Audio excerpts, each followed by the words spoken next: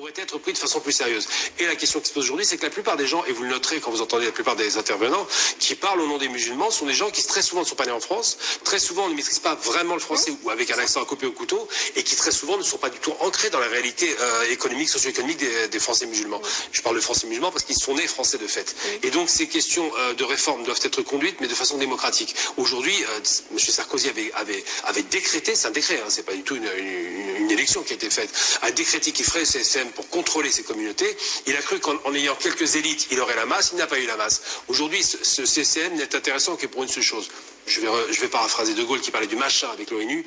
Il n'est intéressant que pour une chose, c'est pour dire quand commence le ramadan et quand finit le ramadan. Contrôler les prêches ou sinon, peut-être les prêches sont contrôlées par l'État depuis très longtemps. Oui. Vous savez, la vague d'islamisation de la France a commencé en 89 avec le fils en Algérie. Il y a eu donc le courant islamique algérien qui est arrivé. Puis après, les Tunisiens sont arrivés avec Ennahda. Puis après, ça a été les Saoudiens. Mais en vérité, depuis toujours, les services de renseignement sont dans les mosquées, ont des agents qui les renseignent. Il n'y a aucun problème en termes de prêche.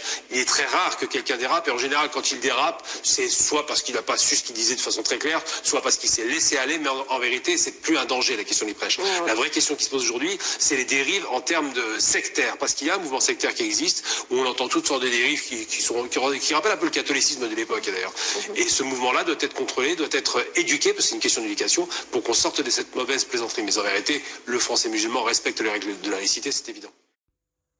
Est-ce que le ministre de l'Intérieur et des Cultes, est-ce que le Premier ministre, est-ce que le président Macron pourrait expliquer aux Français qui soutient et qui finance le CCIF qu'il qualifie désormais d'ennemi de la République?